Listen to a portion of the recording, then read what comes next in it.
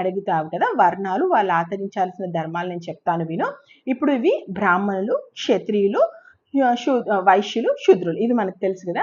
ఇక్కడ వీళ్ళు ఎందుకు ఇక్కడ మనకు ఇంపార్టెంట్ టాపిక్ ఏంటంటే ఈ బ్రాహ్మణులు ఏం చేయాలి, ఏం చేయకూడదు, ఒకవేళ వాళ్ళు చేసేటి చేయకపోతే వాళ్ళకి ఎలాంటి శిక్షలు ఉంటాయి, ఇవి చెప్తాడు మనకి భీష్మ పితామహుడు. ఒకసారి నేను చెప్తాను వినండి. బ్రాహ్మణుడికి తపస్సు పరమధర్మం. అతను ఎట్టి పరిస్థితిలోనూ తపస్సు అనేది విడవకుండా చేయాలి. వేదాలు ఖచ్చితంగా చదవాలి. వేదాల్లోని అన్ని కర్మలను వేదం ఎలా చెప్పిందో అలా ముమ్మాటికి చేయాలి. అందులో ఎలాంటివి ఉండకూడదు. అంటే కాస్త ముందు చేయడం వెనక చేయడం లాంటిది ఏమీ లేదు. వేదం ఏం చెప్పిందో ఆ ప్రకారం మాత్రమే అతను తన జీవితాన్ని నడుపుకోవాలి. అవన్నీ కూడా నిష్ఠతో చేయాలి. ఎట్టి పరిస్థితుల్లోనూ తప్పుదారి తొక్కకూడదు. దయతో ఉండాలి, శాంతితో ఉండాలి. ఇక అతను ఎక్కువగా ధనాన్ని కూడబెట్టుకోకూడదు. అంటే బ్రాహ్మణుడు ధనాన్ని కూడబెట్టుకోవచ్చు, కానీ అధికంగా కూడబెట్టుకోకూడదు. ఒకవేళ అతని దగ్గర అతనికి కావలసిన దానికంటే ఎక్కువ ధనం ఉంటే ఖచ్చితంగా ఎవరో ఒకరికి దానం చేస్తుండాలి. ధర్మ బుద్ధితో ఉండాలి. ముఖ్యంగా బ్రాహ్మణుడికి ఎట్టి పరిస్థితుల్లోనూ అహంకారం ఉండకూడదు అని చెప్తాడు.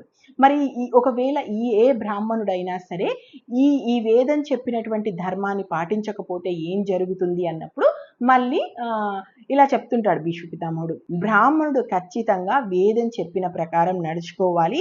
వేదం ఎలాంటి ఆహారాన్ని అతనికి తినాలి అని చెప్పిందో అది మాత్రమే తినాలి.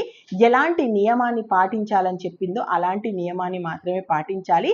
ఎప్పుడు వేదం చదువుతూ ఉండాలి, దేవతార్చన చేస్తూ ఉండాలి. ఎట్టి పరిస్థితుల్లోనూ ఇవి మానకూడదు. ఒకవేళ భ్రష్టుడైనటువంటి బ్రాహ్మణుడు, అంటే ఈ వేదం చెప్పిన దాని ప్రకారం కాకుండా తప్పుదోరన వెళ్ళినటువంటి భ్రష్టుడైనటువంటి బ్రాహ్మణుని ఎట్టి పరిస్థితుల్లోనూ ఆ రాజ్యంలో ఉంచుకోకూడదంట. అతన్ని వెంటనే రాజ్య బహిష్కరణ చేయాలి అంటాడు.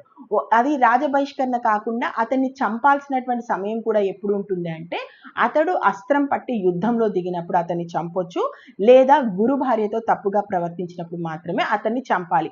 లేని సమయంలో అతన్ని రాజ్యం నుంచి బహిష్కరించాలి. అలాగే ఇలాంటి చెడు దోవలో వెళ్ళినటువంటి బ్రాహ్మణుడి వల్ల ఆ రాజ్యానికే అరిష్టం జరుగుతుంది, ఆ రాజ్యానికే నష్టం జరుగుతుంది.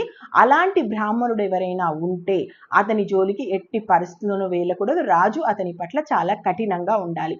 ముఖ్యంగా అతని ద్వారా చేయాల్సినటువంటి కార్యక్రమం, అంటే బ్రాహ్మణుడి ద్వారా చేయాల్సినటువంటి పూజలు కానీ, హోమాలు కానీ, యజ్ఞాలు కానీ, యాగాలు కానీ ఇవి ఏవి చేయకూడదంట. బ్రాహ్మణుడు